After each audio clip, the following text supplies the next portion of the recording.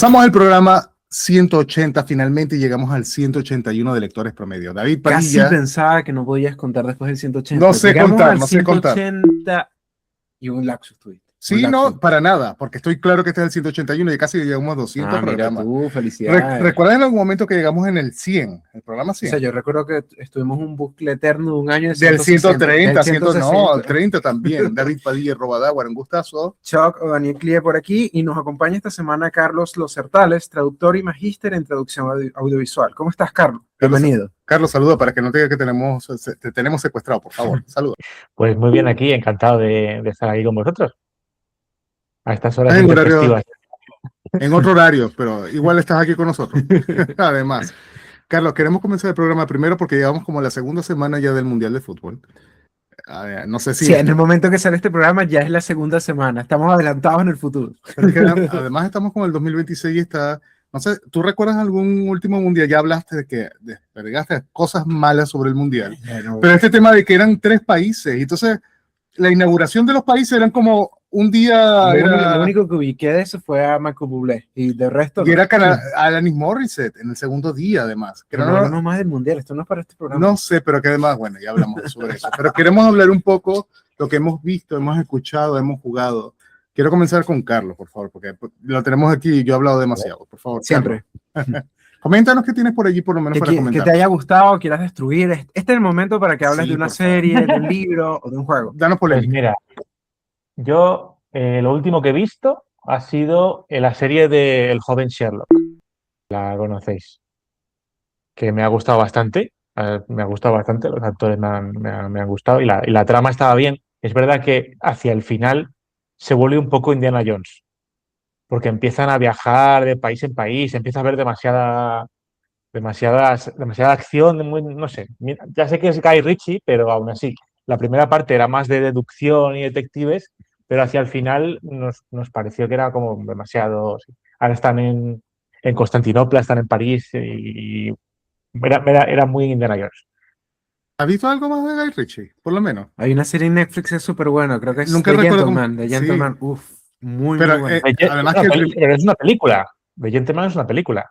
Eso es la serie, porque incluso hace como los 2 primeros capítulos, creo que en los 2 primeros y el final, él los dirige. Y después pero después, pero claro, en los 2 primeros tú ves el estilo que es como cámara cerrada y siempre alguien como corriendo y esta acción, siempre lo ves allí. ¿Tendría algo así? Es que creo que no he visto el joven Sherlock Holmes. Yo lo intenté y o sea, de hecho me gustó Moriarty, pero no me gustó el casting de Sherlock, no me convence. Es verdad que Moriarty se queda como dicen aquí, se roba las escenas. Pasa que como estaba tan acostumbrado también al Sherlock como clásico de la BBC, que de verdad es una cosa que está aquí. Pero bueno, si es una IP que me parece que viene a refrescar un poco todo lo que tiene que ver. Carlos, ¿tienes algo más así anotado? Juego, libro. No, o de repente el libro que tengas debajo del colchón, que te encante, que tú digas, lo leo cada vez en el año. Yo ahora lo que estoy leyendo, porque ya se ha convertido en un patrón como para decir que esto ya es una cosa que ya hago, que es que me cuesta mucho leer libros ahora, con tanto que traduzco. No me apetece ponerme a leer libros, sin embargo estoy leyendo mucho cómic. Porque me resulta más ligero, más dentro de que hay cómics que no son nada ligeros, pero me resulta mucho más ameno leer un cómic que un libro. ¿No? Digamos que después de todo el día trabajando con textos, lo que menos apetece es coger un libro y ponerme a leer. Entonces estoy leyendo From Hell de Alan Moore, que es la historia de Jack el Destripador.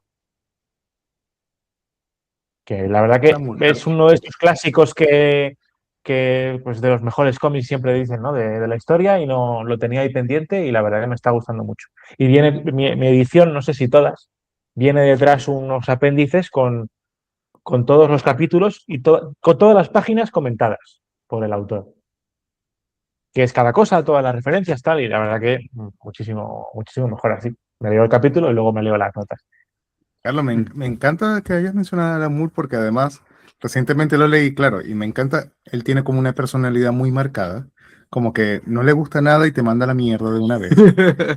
Pero además el trabajo de él es súper genial.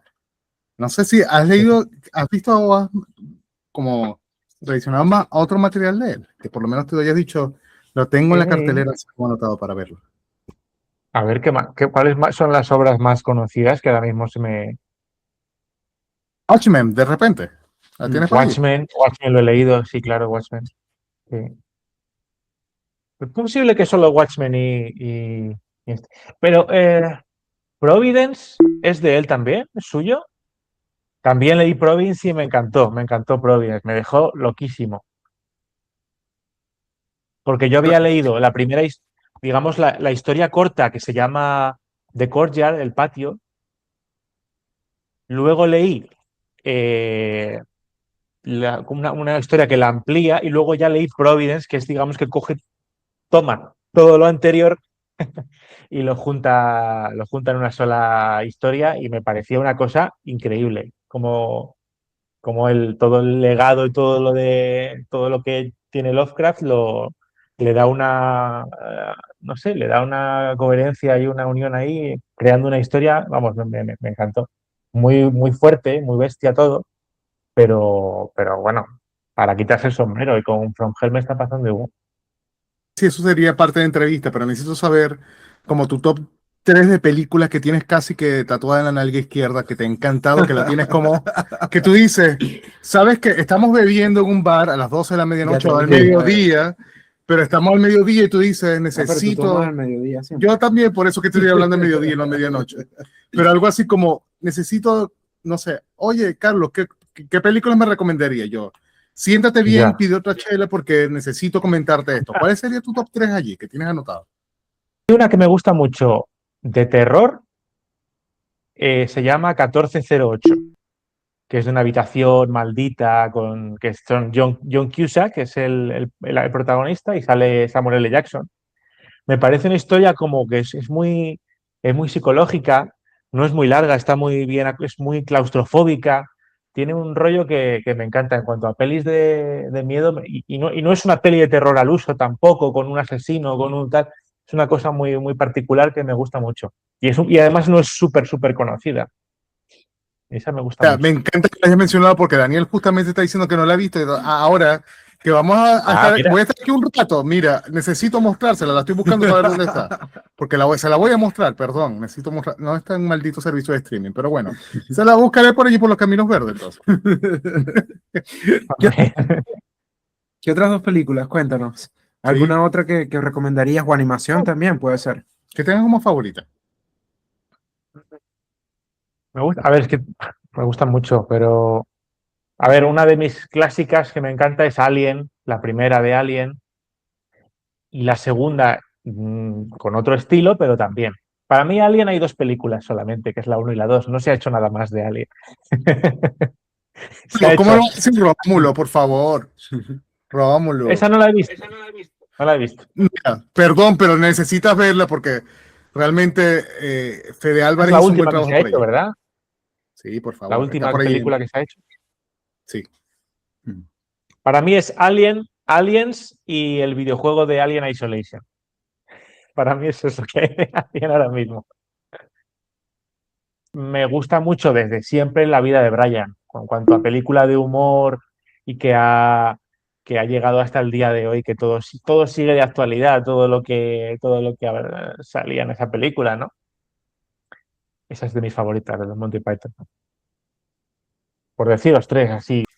Pero es que además me encanta y creo que si le pregunto a Daniel, no lo he visto, ya las voy a anotar para ponérselas ahora. Te lo juro que lo voy a poner ahora. Todas las tres.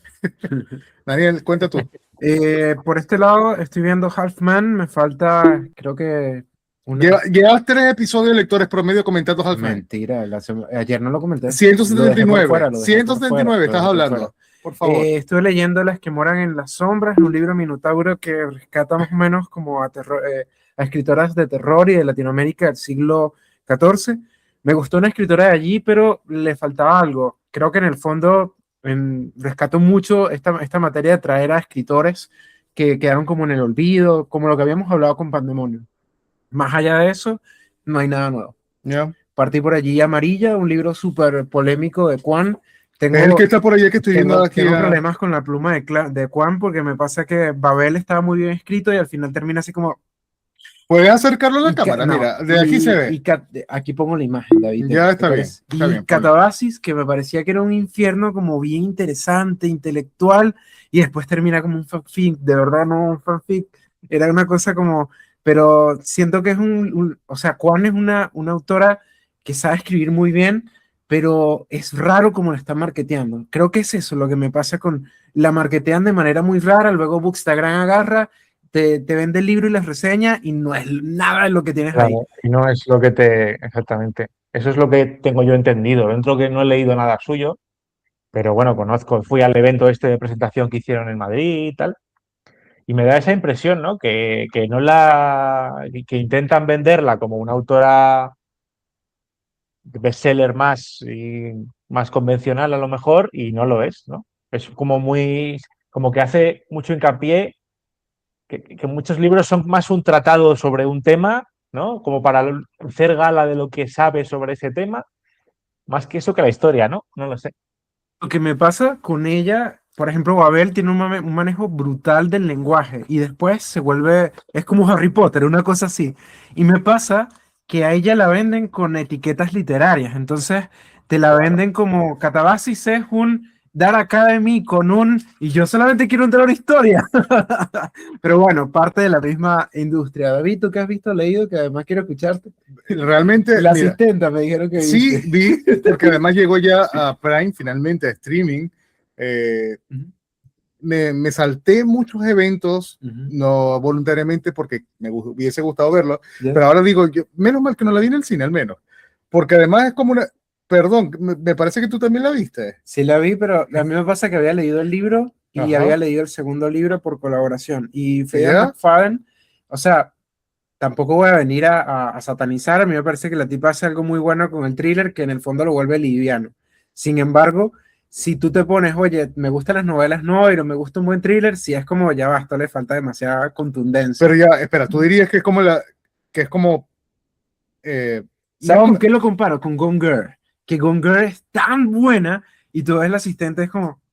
Pero espera, porque estamos hablando de idiomas totalmente distintos. Gone Girl es un thriller. Pero, perdón, pero Gone Girl tiene a David Fincher atrás y además es lenguaje cinematográfico. Pero estoy diciendo que y esto es adaptación cinematográfica. Viene de una novela también de thriller. Pero, a ver, podemos hablar todavía de Hitchcock, no sé, una cosa así, pero esta cosa es como, vamos a adaptar lo que dice la autora y más o menos ahí estaba, incluso estuvo en la producción. Ahí entiendo allí. No sabía. Pero además está Sydney Sweeney, nunca recuerdo el nombre, disculpen, pero además ella, perdón, está ella. Te está lanzando un comentario bien funable. Perdón, para todo, pero es que además es como, hay escenas muy explícitas en la película y ahí está en la productora, es como, mírenme, además Euforia en la tercera temporada, perdón que esté mezclando aquí de todo, pero es como la mejor escena donde ella muestra y es como, oye, realmente hay algo como que hay giros que tú dices, te mantienen como al vilo, pero realmente, mira, lo vi como súper básico, como, como porque voy a beber cada vez que hay un giro súper esperable y no sé, me embriagué a las dos. Claro, no es lo que yo leería, igual destaco que esté haciendo que, por ejemplo, siento que ciertas editoriales no permiten que las mujeres en thriller aparezcan en la opinión pública, pero sí creo que se sataniza. De hecho, había visto que mucha gente la cancelaban por decir, oh, qué mierda la asistenta. No me gustó el libro, no es lo que leería. La película me gustó mucho menos. Me pasó que era como, mierda, ni siquiera un domingo en la tarde, la vería en TikTok. Ya, pero está bien, la película está decente en todo caso. Realmente es para streaming, no para cine. Ahí sí lo hago la diferencia.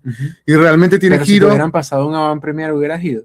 Pero es que Van Premier no pagaría ni de nada, la vería, pero tampoco hablaría súper bien por conveniencia. Ya. Realmente es una cosa que tú dices, bueno, está bien, tiene giros interesantes, pero como las resoluciones tú dices, matan todos estos giros. Tú dices, ¿qué mierda es esto? Bueno, ¿qué estás haciendo aquí? Entonces, claro, no sé si viene directamente del libro, porque no he leído el libro, si en el guión le añadieron eso, que no sé si... Es tal cual, es tal cual. Es tal cual, bueno. De hecho, la segunda novela es un poco mejor. Es un poco terrible, entonces, lo que hicieron con los libros. Pero bueno, al menos, porque además está de productora Sydney Sweeney. Es que ella está ahí, pero es como, vamos a ponerla a ella allí, y es como más de eso, pero la película, a ver, en todo caso, la película, insisto, es película de domingo. Es como para verla domingo, al menos. Se salva por ello. ¿Cómo es tu usuario de Instagram, por si acaso? No, te poteo bien el Xbox al final. Lo voy a poner aquí en la edición para que vayan a Ahí está por aquí, pero igual, está por allí. Yo creo que no he visto más nada por la semana. Además tenemos con ahí.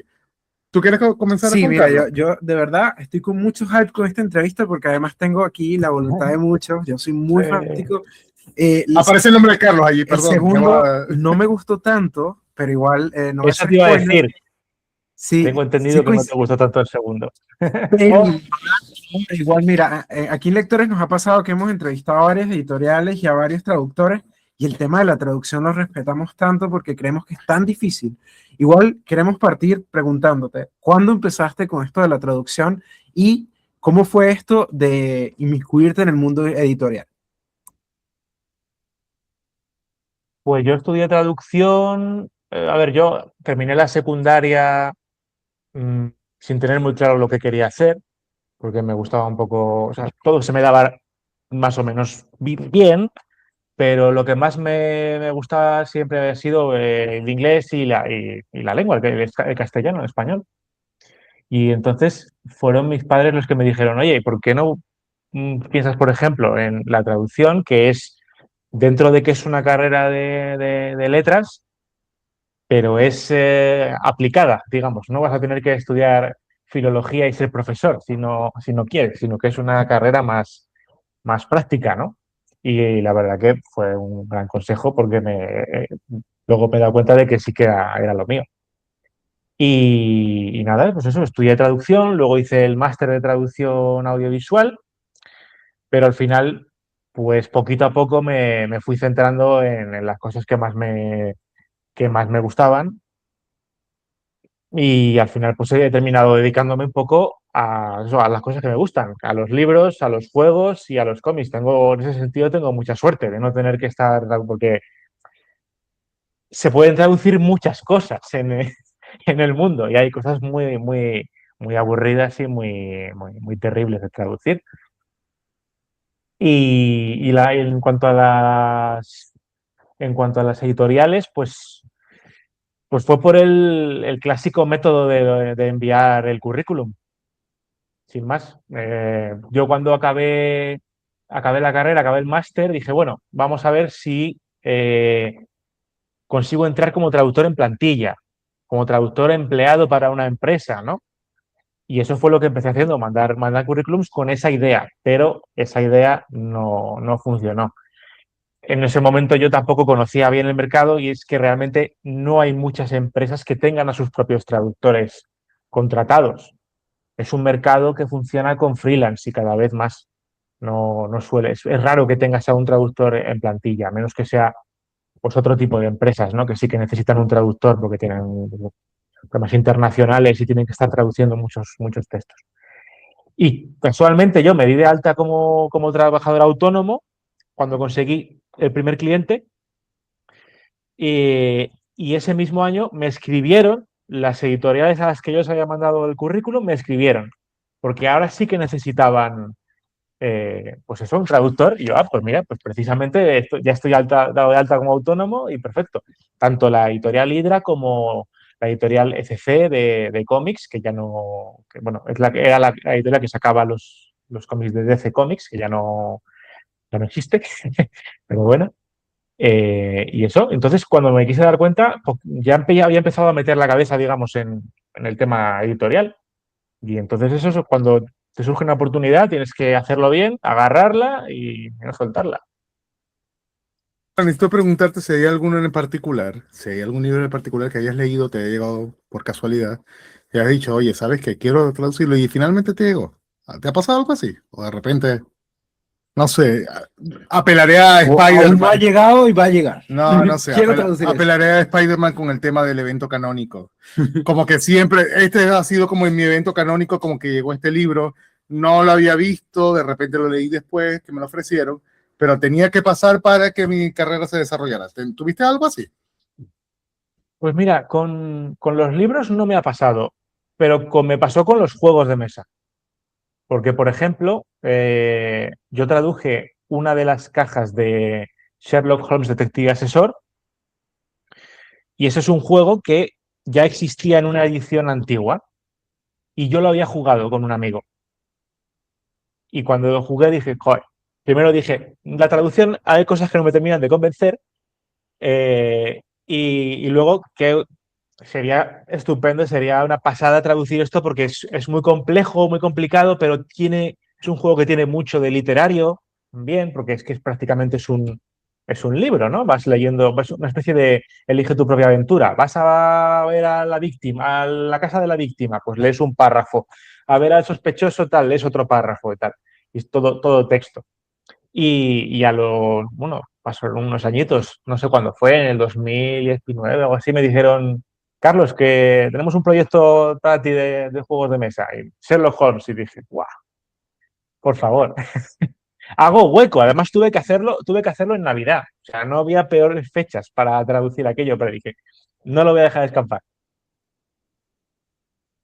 Así que esas cosas pasan. Hay todo un tema que me llama la atención con tu trabajo en la traducción de libros y es que también le des como cierta voz o cierto elemento a los personajes más allá de la historia. Por ejemplo, algo que nos pasó que leímos Karen Masmorrero y la traducción era una cosa como cago en Dios, era una cosa que desde Latinoamérica nos costó muchísimo leer, pero nos pasó que Claro, también he leído, no sé, por ejemplo, Murderbot o sin ir muy lejos en Islington, y es una cosa que se puede leer en todos lados, incluso no se siente tan españolizada, sino en el fondo se siente ya, como muy neutral. ¿Cómo es este trabajo para traducirlo del inglés, para tratar de que tenga como una, de cierta manera, uniformidad cuando se lea? claro. A ver, cada editorial tiene un poco su filosofía y su política a la hora de hacer eso. Porque, por ejemplo, hay algunas que te piden que hagas un español neutro. Y un español neutro, siendo sinceros, no existe. Entonces, muchas veces lo que hacen es, pues, ciertas palabras que no las pongas, ¿no? Sobre todo en palabras malsonantes, que sean muy de español de peninsular, pues quitarlas. Por ejemplo, si dice qué leches quieres? Pues el leches no se puede poner, por ejemplo, ¿no? O el verbo coger, muchas veces el verbo coger, pues ya lo intento yo evitar en algunas ocasiones, ¿no? Aunque yo también tengo la filosofía de que, mira, que el lector es inteligente y sabe que, ¿sabes? Qué sentido tienen las palabras en cada frase. Otra cosa es eso, que no pongas pues cosas muy específicas de tu zona. No solo por evitar que en el español de América no se reciba bien, sino que es que cuanto más localizado está el lenguaje, más rápida es la caducidad, pero también en España. Si utilizas un lenguaje muy de la calle, pero muy actual, pues eso se va a pasar de moda también. Por ejemplo, no es lo mismo que tú pongas tío a que pongas bro. En cada época se dice una cosa y en cuestión de 10 años se ha quedado obsoleto. Entonces, ¿Qué tan difícil, y disculpa que te interrumpa, qué tan difícil es también cuando traduces una voz de un personaje o los diálogos? Porque recuerdo que con Murderbot algo que me pareció brillante es que el protagonista tenía mucha fluidez. Recuerdo que había un tema como me importa un pepino, una cosa así. Y yo decía, wow, está muy bien lograda la traducción y nos ha pasado con varios libros aquí en Chile que Que no ciertas la, editoriales indie lo hacen muy bien versus, por ejemplo, un Penguin que trae un título japonés o asiático y la cuestión parece traducida por Google. Entonces, ¿cómo es el desafío de que suene tan lineal o mucho más vivo de cierta manera? claro, sí, yo intento.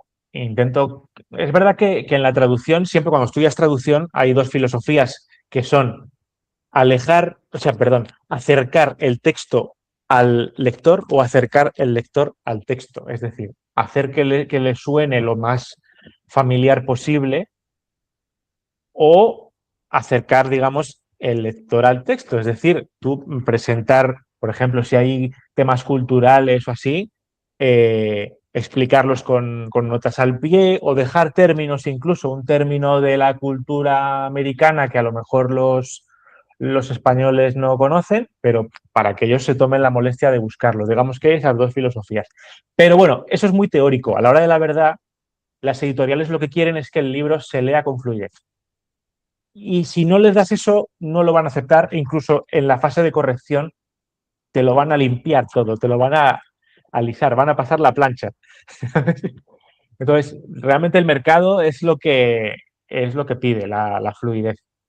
Y en el caso de Murderbot o Matabot, eh, sí, es un personaje que ya, si lo habéis leído ya, es muy sarcástico, pero tiene es un humor muy seco, muy, como llaman en inglés, deadpan humor, ¿no? Él dice la frase sin ningún humor, pero es que detrás está el sentido humorístico que a veces ahí siempre hay que hacer, el humor es lo más difícil de traducir siempre. Entonces siempre hay que hacer algún ajuste. Digamos que a lo mejor lo que en inglés se transmite bien, tal cual está, en español a lo mejor hay que darle un pequeño punto más de que quede un poco más explícito o meter una palabra que cree un poco de risa. No sé si me explico. Por ejemplo, cuando Matabot dice cuando ha tenido alguna herida o algo así, dice que está leaking, que se le salen los fluidos, ¿no? Pues entonces en español usamos la palabra chorrear, que chorrear suena más gracioso. ¿De casualidad viste la serie de Murderbot? Sí. ¿Verdad que la serie está más extendida que el libro? Quiero tu impresión, Me perdón. sorprendió Necesito tu que impresión, como que sentía que como estaba Pero de hecho la creadora está involucrada, como que te expande refieres más a el a primer que han libro. ampliado a que han ampliado un poquito la historia, ¿no? Claro. Sí, Es que el problema de Matabot a la hora de convertirlo en una serie es que lo dijo la autora, de hecho, en una entrevista. Es que Matabot no describe a los humanos, no te dice ni su personalidad, ni el aspecto que tienen, y es porque le da igual. No se fija en eso. Hay un humano que es alto, es bajo, tiene el pelo verde, pero eso es todo lo que sabe y todo lo que le importa a Matagor. Entonces, claro, para la serie, eso, pues hay que rellenar esos huecos que el protagonista del libro no te está contando. El protagonista se centra en los bots, en los sistemas, es que el sistema este no está muy bien porque el satélite tal, la red no sé cuánto, es que esto no funciona bien porque tal. Mientras que en la serie de televisión, claro, pues tienes que meter ahí a los personajes y darles a cada uno algún arco de personaje que es, porque es verdad que sobre todo en el libro uno son un poco intercambiables los personajes. Hay una serie de humanos que están ahí haciendo bulto, sabes quién es Mensa, que es la jefa, sabes quién es Gurazin, que es el aumentado, y ya está, y el resto son un poco una masa, ¿eh? Pues claro, eso en la serie no puede ser así. Pero me necesito gustó. preguntarte, necesito preguntarte, mira, este es el efecto de Taylor Swift que dice, maybe we lost in translation. Se perdimos en translation. Porque realmente, de repente, que haya algo traducido y cuando finalmente lo has visto en lenguaje cinematográfico o televisivo, tú digas, no era así como lo imaginaba, o de repente lo imaginaron de otra forma. ¿Has visto algo así por lo menos más allá de Murderbot? O por lo menos que haya dicho, no sé, de algo que haya hecho yo, de mi trabajo de traducción, lo han Sí. pasado, no necesariamente tiene que ser en lenguaje televisivo o cinematográfico, sino simplemente como que presentaron en una parte o en una escena o algo. Puede ser un Sí, discurso sí. simplemente y dijeron, no fue como yo lo tradujo, no fue. ¿Te ha pasado algo así? ¿Lo tienes algo por ahí anotado? Pues lo único que yo haya traducido y que ha pasado luego a serie o tal ha sido, por un lado, Matabot y por otro lado, Sombra y Hueso. Sombra y Hueso se hizo una serie de 2 temporadas y la verdad que más o menos todo lo hicieron según, era como me lo imaginaba, no encontré nada raro. Es verdad que también el traductor de la serie contactó conmigo para pasarle algunos términos y un pequeño glosario y tal, para que todo tuviera un poco coherencia. Que eso con Matabot no pasó, por ejemplo, porque Matabot yo creo que lo tradujeron cuando todavía no había salido la edición nueva que había traducido yo, pero no hay grandes diferencias. Por ejemplo, ¿qué os puedo decir? En la serie de Matabot nunca dicen, por ejemplo, lo que es Matabot es una unidad, una unidad de seguridad, ¿no? Pues en la serie de televisión siempre dicen soy una unidad de seguridad, no dicen seg unidad. Que eso es algo muy del mundo de Matabot, que a medida que avanzo en los libros me doy cuenta que hay muchos nombres que juntan conceptos y fusionan palabras, ¿no? Pues Siste central, Siste seg, muchas palabras se acortan y se fusionan, ¿no? Es una cosa característica de ese mundo. Pues eso, por ejemplo, no, en la serie de momento no lo están haciendo. Es cierto que es algo que se capta mucho mejor leído que hablado. Si dicen seguridad, a lo mejor no, el que lo escucha no sabe lo que es, si no lo ve escrito. Ese es un problema también que tienen en los audiolibros de Matabot, que tiene muchas cosas que están en Matabot que están hechas para leerse. Por ejemplo, muchas veces Matabot de manera humorística te dice, yo qué sé, te dice dos palabras, pero con una barra diagonal, como diciendo esto o lo otro, ¿no? Yo qué sé, pues neutralizar barra matar, por ejemplo, ¿no? Entonces, claro, ahí, si lo tienes que leer, por ejemplo, quien haga el audiolibro, o dice barra, o si dice solamente neutralizar matar, va a parecer incluso que es un error. En fin, que tiene muchas cosas que es verdad que a la hora de pasarlas a un lenguaje audiovisual o incluso solo sonoro, hay que hacer una adaptación, porque si no, no se transmite bien, es otro medio. Pero espera, y ahora donde tú no hayas intervenido, de repente tú hayas leído en otro idioma, puede ser alguno de lo que tú entiendas perfectamente, lo hayas leído y lo hayas visto en el cine o televisión y tú digas, ¿qué mierda es esto?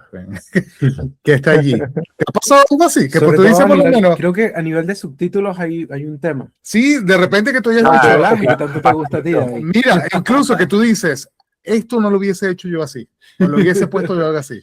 ¿Has tenido algo así? ¿Has tenido anotado por lo menos? Es el momento para expresarte. Que tú digas, necesito desahogarme con que no me parece que haya sido así o hubiese sido mejor de otra manera. ¿Lo tienes por allí anotado?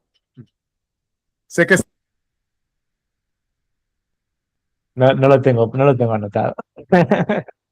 Es verdad que con los subtítulos pasa mucho, que el doblaje y los subtítulos no dicen lo mismo, pero muchas veces porque tampoco pueden decir lo mismo, porque el espacio, yo ya os dije que os he dicho que estudié el máster de traducción audiovisual y estudié cómo se hace un doblaje y cómo se hace un subtitulado.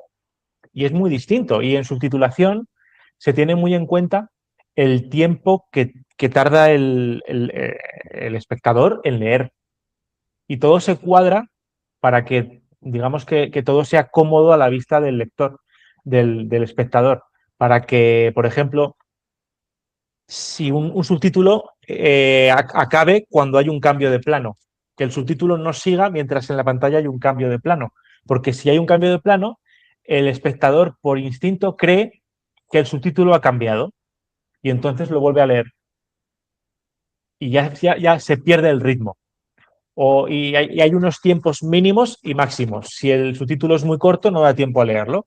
Si el subtítulo es demasiado largo, el espectador lo lee y como ha terminado y sigue ahí, lo vuelve a empezar a leer y entonces se lo cambian y ya lo descuadran. A ver.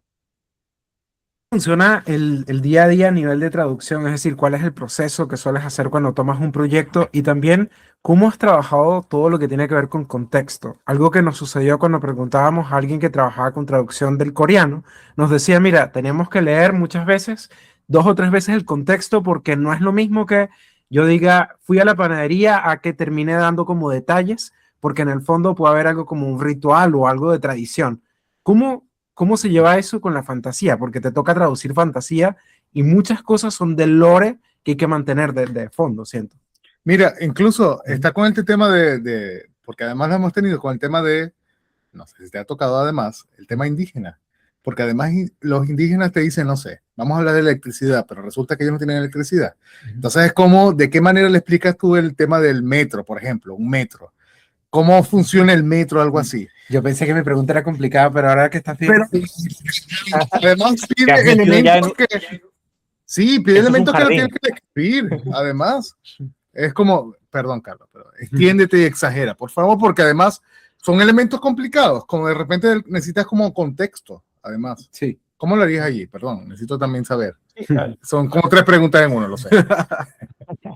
mira, respondiendo primero a la última, una cosa que cuando estudias teoría de la traducción, un ejemplo que se da siempre es cómo se traduce la Biblia a culturas que no tienen pues diferentes conceptos, ¿no?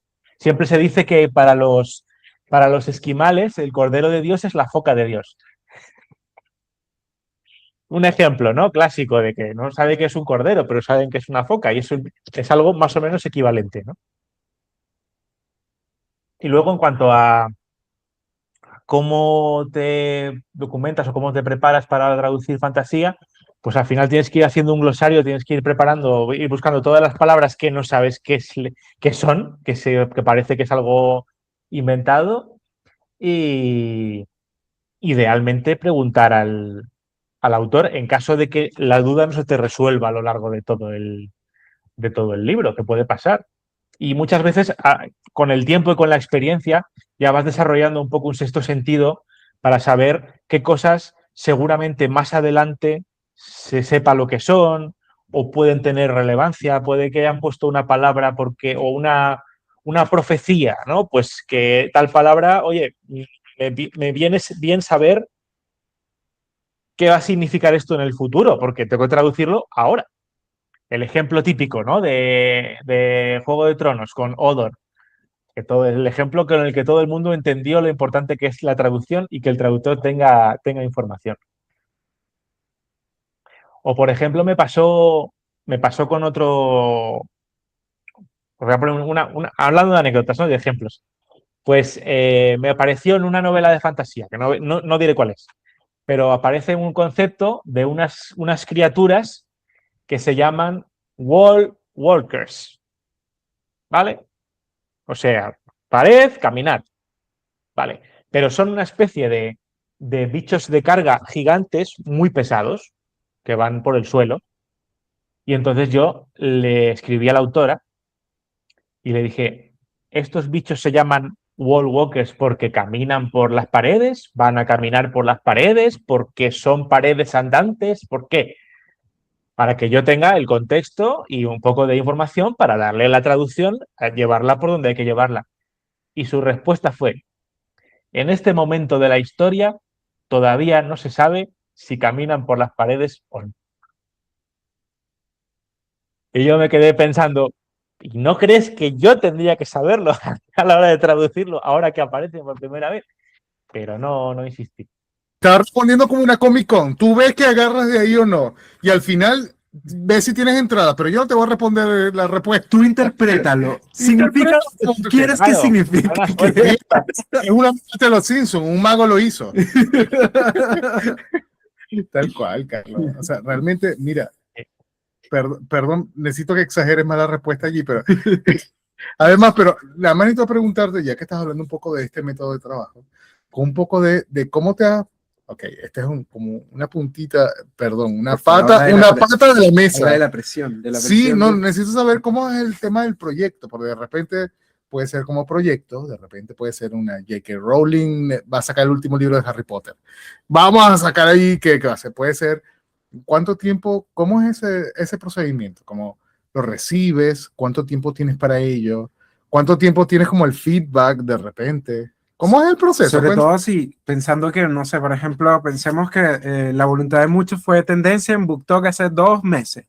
Bueno, ¿cuánto tiempo tienes? Sí, para eso.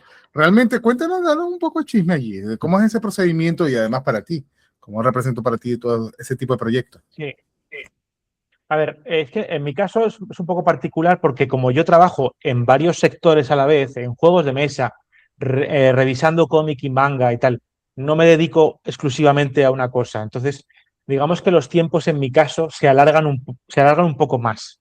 No, a lo mejor si yo a un libro le dedico 3 meses o 4 meses, no son 3 meses o 4 meses netos, sino que es porque se me alarga un poco todo y tengo que atender a otros clientes.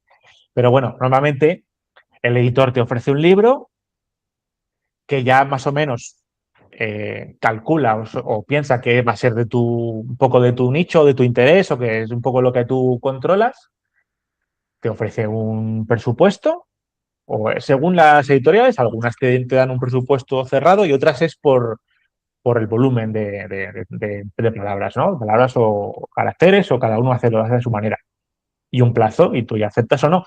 Y a ver, idealmente, lo suyo es que tú leas el libro primero, tranquilamente, sin presión, y tomando tus apuntes de, mira, esto que aparece aquí, esto tal cual, ¿no?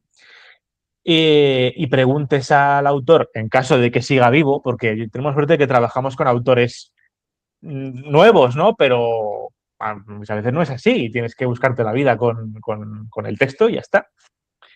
Yo muchas veces pregunto todo lo que considere, sobre todo si es una saga de varios libros, pues eso, ya un poco me adelanto a lo que va a pasar. Incluso si hay un pasaje que es como un poco críptico, muchas veces le digo, oye, yo sé que esto tiene que ser un pasaje críptico y que no queda muy claro lo que significa, pero ¿qué significa? porque, porque si no, no. Si no, a lo mejor yo estoy yendo por un lado y el texto va por el otro.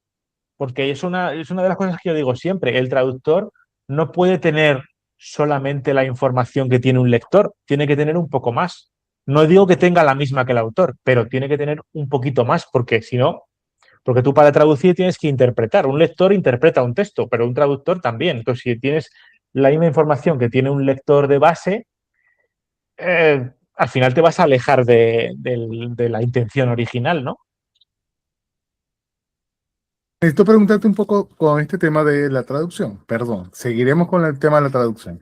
Porque además el tema... sí, en eso estamos, perdón. Perdón, pero es que en Sí, eso no, estamos. no me importa. Venga, haré un esfuerzo y podemos hablar de la traducción. A ver qué hay por allí. Disculpen a los oyentes por el alcohol de David. Sí, perdón allí. Pero es que, Carlos, incluso, mira, de repente, no sé qué, te ha llegado algún proyecto que te diga, no lo entiendo, honestamente. Más allá de que y no puedes preguntar ni de nada, ya no está cerrada esa posibilidad, pero es que necesitas sacarlo. ¿Te ha llegado algo así? Como que tú digas, tienes que traducirlo dentro de tu traducción. Porque incluso Sí, hemos tenido acá en Lectores Promedio traductores que han dicho, ¿cómo hago para traducirlo si no se puede? No se puede. ¿Te ha pasado eso? ¿Cómo has resuelto por lo menos en ese caso? En esos casos, sí, así en plural. sí, a veces pasa, no tanto con un proyecto entero, sino en pequeñas partes de un proyecto que dices, esta frase parece que está puesta aquí, es que no tengo ninguna pista de por dónde va. Y bueno, pues te tienes que buscar la vida, tienes que optar, pues eso, al final traducir es tomar decisiones todo el rato. A veces son más sencillas si tienes claro la intención y solamente tienes que trabajar el camino para llegar hasta ahí. Y hay veces que es que no sabes muy bien de dónde, qué es lo que pretendía el autor con esa frase. Tienes que buscarte la vida. Me ha pasado con algunos libros, sí, pero no tanto con un libro en conjunto, sino eso, algún pasaje, alguna frase de un diálogo que no termino de entender. Sí, a veces pasa, claro. Mm. ¿Qué tal la experiencia con los juegos de mesa y también con los cómics? Sobre todo pensando que con los juegos de mesa tienes que no solamente traducir, sino que conservar cierto como elemento lúdico dentro de lo que tienes que presentar, Ujú. de lo que se traduce. ¿Qué tal esa experiencia y cuáles son esos proyectos que tú dices, wow, esto fue un orgullo, además de Sherlock? Mm. Sí. Pues, a ver, yo cada vez le estoy pillando más gusto a la traducción de juegos de mesa y ahora lo disfruto muchísimo. Y porque además es un trabajo que tiene varias vertientes, porque tiene en la parte de ambientación, es algo más narrativo, es algo más de, pues eso, un poco tirar de mis recursos en la traducción literaria. Pero luego está el tema de las reglas, ¿no? Que en los reglamentos lo que prima es la claridad y la precisión, que no meter variedad donde en el original no la hay. Si a una cosa se le llama así, siempre se le tiene que llamar así, porque si en un momento dado se le llama de otra manera, eh, estás dando pie a que el jugador diga, ¿esto qué es? ¿Esto no era esto otro? Que eso me ha pasado. Por ejemplo, yo le revisé un juego que había diseñado un amigo mío y era un juego así militar, y a los soldados a veces los llamaba unidades y a veces los llamaba tropas y a veces los llamaba guarniciones. Y yo le decía, si es lo mismo, tiene que llamarse siempre igual, porque en las reglas de un juego no es el momento en el que tú te luzcas sacando sinónimos y variedad. Tiene que ser muy aburrido, muy sistemático. Repite las veces que haga falta. Si la unidad hace esto, tal. Si la unidad hace lo otro, cual. Siempre. Entonces está muy. A mí me gusta mucho. Y eso, y luego a veces es un mercado que está creciendo mucho y hay juegos muy ambiciosos en cuanto a lo que intentan conseguir, lo que intentan recrear, el volumen de palabras, la cantidad de decisiones que puedes tomar. Un poco, yo diría que el más, aparte de Sherlock Holmes, uno que traduje hace relativamente, bueno, no es que lo traduje hace poco, es que salió hace poco, es el juego de mesa de Metal Gear Solid, que es un juego que recrea el videojuego, lo recrea tal cual, con los niveles de infiltración, pero también con las luchas contra los jefes.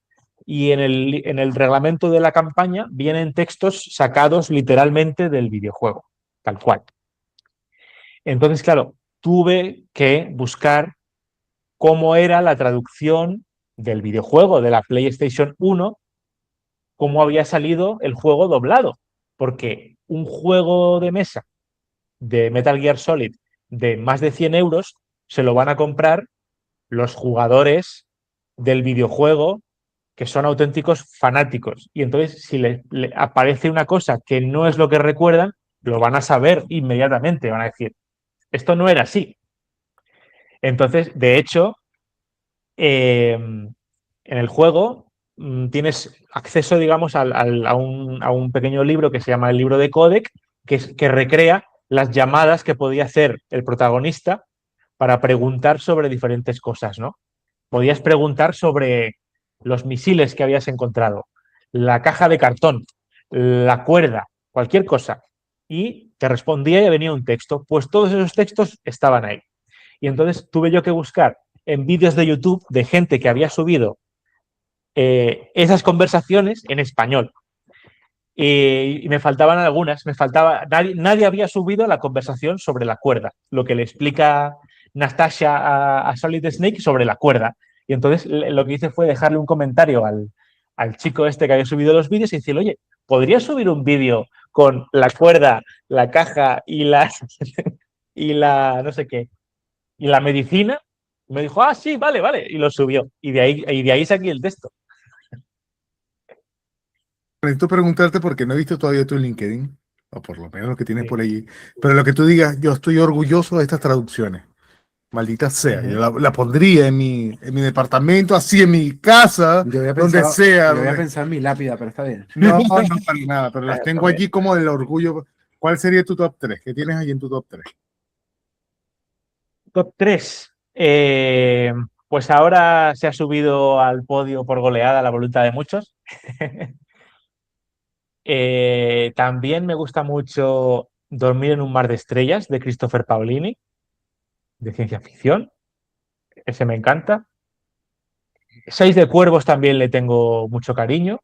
Y luego hay un libro bastante desconocido, pero que a mí me parece, de los que he traducido, de los que más calidad tienen como libro, no hablo de la traducción, que se llama La Biblioteca del Monte Char, que es de un autor que se llama Scott Hawkins, que es el único libro que ha escrito.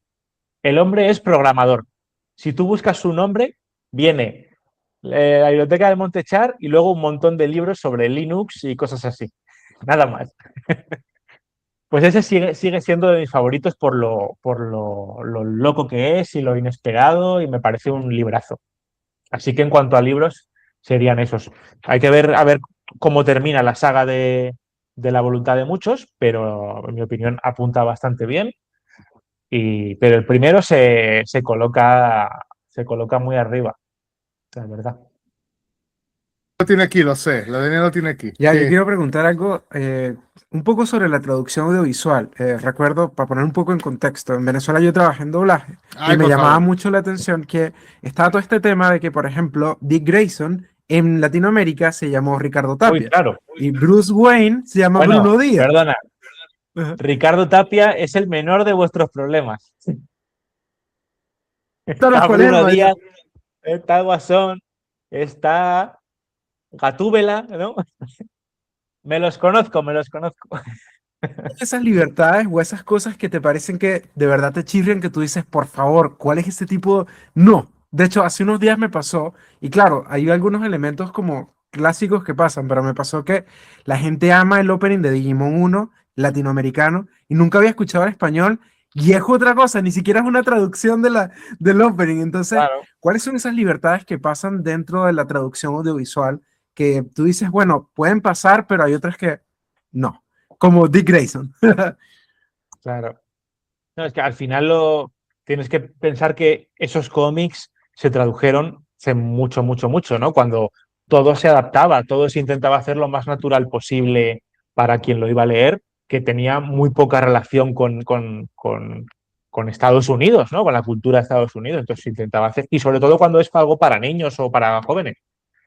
Por ejemplo, nosotros, si conocéis la serie del Príncipe de Bel-Air de Will Smith, es una serie súper famosa en España porque o sea, era lo que veíamos en la tele en los 90 y, y Will Smith, un montón de chistes y de acentos que ponía, en español se traducían pues con cosas españolas, con humoristas españoles, grupos de música españoles, ¿sabes? Que tú lo ves hoy en día y te lleva las manos a la cabeza, pero claro, es que eso fue precisamente lo que hizo que la serie fuera tan querida en España.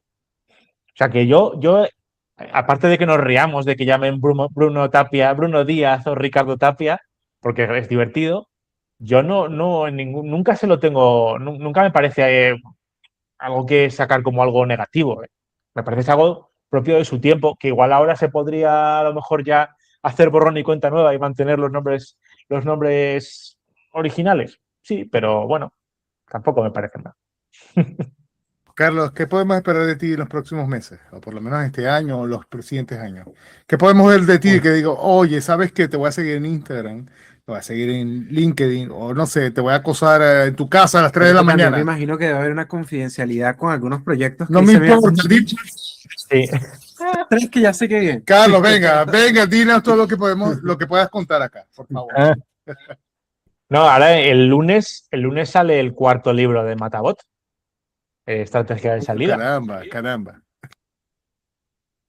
Y no sé si te puedo contar algo más. Creo que es solo eso. Dinos Estoy algo aquí. traduciendo un, estoy traduciendo un juego de mesa muy chulo, muy complejo en cuanto a lo que tiene, muy narrativo.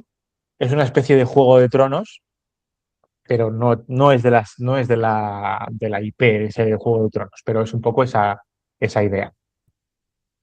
Y de libros tengo cosas ahí esperando. Tengo algunas continuaciones de series que vaya traduciendo, ¿no? Algunas trilogías que se terminan y algún libro de algún autor que ya he traducido, aunque no sea de la misma serie. Y eso Carlos, voy me a decir. encanta. Es como guiño, guiño. Ustedes saquen sus conclusiones.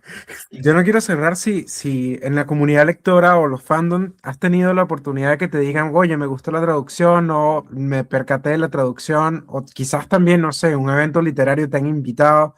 Un poco cuál ha sido ese Ujú. feedback de la comunidad literaria, incluso desde Bookstagram. O te llegó como Ricky Martin. Escríbeme aquí, yo me hago el tatuaje aquí. ¿Te llegó alguna así? Dame, por favor. Yo te pongo una palabra y me la traduces, ¿no? Bueno, me invitaron al evento de Ley Bardugo cuando vino a presentar El Familiar, que es una novela ambientada en el Siglo de Oro en Madrid. Pues me invitaron y me hicieron una pequeña entrevista y tal, y eso estuvo bien. Y aparte de eso, pues sí, a ver, yo desde hace unos años decidí hacer un perfil en Instagram digamos, orientado a mi trabajo y ir publicando los libros que traducía, diferentes cosas, ¿no? Y compartiendo cada vez que alguien sube una reseña, porque creo que es importante, pues un poco eso, darle visibilidad al tema de la traducción y posicionarte un poco, porque al final la traducción, digamos que por naturaleza es un oficio muy invisible, pero porque tiene que serlo. Muchas veces la gente dice, es que los traductores están invisibilizados. Es que en parte debe ser así, porque tú estás traduciendo a un autor y el lector debe tener la ilusión de que está leyendo a su autor, no que está leyendo al traductor fulanito. Por mucho que luego diga, vale, este traductor me gusta, traduce bien, entonces una traducción suya pues la voy a leer, puede ser, pero al final el autor es el autor, ¿no? Entonces me intenté eso, posicionar un poco y ir poniendo publicaciones sobre los nuevos libros, tal, y comentando cuando alguien, ya la gente, claro, una vez que tú estás en Instagram, la gente tiene la posibilidad de mencionarte. Y cuando hace una reseña de un libro, decir, traducción a cargo de tal, me ha gustado, no me ha gustado. Si no estás, no te pueden mencionar. ¿Dónde podemos mencionar en Instagram a las 3 de la mañana después? No me ha gustado, no me ha gustado. ¿Dónde podemos hacerlo en Instagram, en internet? Me puedes mandar un privado, un montón de audios y decirme esto es un horror. Sí. ¿Dónde? Cuéntanos, ¿en dónde? Danos Sí, el arroba. en Instagram. En Instagram, Los Certales Traductor. Muy, muy sencillo. También estoy en Twitter, pero realmente donde estoy es en Instagram. LinkedIn y Twitter los tengo muy abandonados, casi no publico nada por ahí. Carlos, ya la última pregunta, te lo juro. Necesito saber si Ya se hay acabó la 1 de alguien. la Sí, mañana en ya a la España. 1 de la mañana, perdón, allá. Necesito preguntarte si hay Son las alguien que 11 y te cuarto, gustaría aún es traducir. tiempo. Todavía es temprano, di. ¿Hay alguien que te gustaría traducir? Por lo menos que te diga, Un Sanderson, un Stephen oye, hay King. alguien que tú digas, me encantaría, por favor. ¿Escucharon lectores promedio? A ti te gustaría, a mí me gustaría. ¿Lo tienes por ahí anotado? Pues a mí me gusta, como gusto personal de literatura, me gusta mucho la literatura de espada y brujería, lo pulp, así tipo Robert E. Howard, Conan el Bárbaro, ese tipo de cosas me gustan. Entonces, traducir algo de ese estilo, Conan el Bárbaro, Solomon Kane, personajes así de Robert E. Howard o de su círculo, de Lovecraft también me gustaría. Pero sí, todo gente que está muerta ya. De lo nuevo. Está bien, pero es como para ir haciendo el match, porque incluso en algún momento de la vida, en este programa, tuvimos a una chica maquilladora que ella decía que su sueño era maquillar el mismo universo, y a los 3 años del programa tuvo. Entonces hay que decretarlo en este programa, por favor, Carlos, a ver si se da. Por lo menos, sí, manifiéstalo en este programa. Por favor. Pero entonces, bueno, mira, vamos a despedirnos, ¿sí? Ya, ¿Te por parece? favor, sí. Primero, agradeciendo a Carlos por la participación. Por favor, no te vayas después de que despidamos. Porque todo además esto. Estamos como desvariando, entre Sí. nerviosos, no sabíamos qué pregunta hacer. Sí, pero... ya estamos, y el horario ya, el horario de sábado también puede ser. Si también. queréis, Sí. si queréis seguir lo que sea, yo no tengo problema. En un segundo programa, claro que sí. Por favor, lo tenemos grabado. Para la voluntad número 3 y 4. Lo tenemos grabado para eso, por favor. Ya no me grites, estoy aquí. Cálmate. Mira, despídete. Por aquí se despide Choco, también conocido a Nir Clear. Ahí Padilla, recuerden que este programa lo pueden conseguir, escuchar, seguir en la lectura conjunta, darle like al video de YouTube. a todo en lectorespromedio.com, ahí pueden seguirlo Hasta a todo. Tu cuenta de concursos le pueden dar like. Oye, por favor, ahí la tengo, ahí todo cosa, lectorespromedio.com. Un gustazo, ¿ah? Chao, nos despedimos. Eso, chau.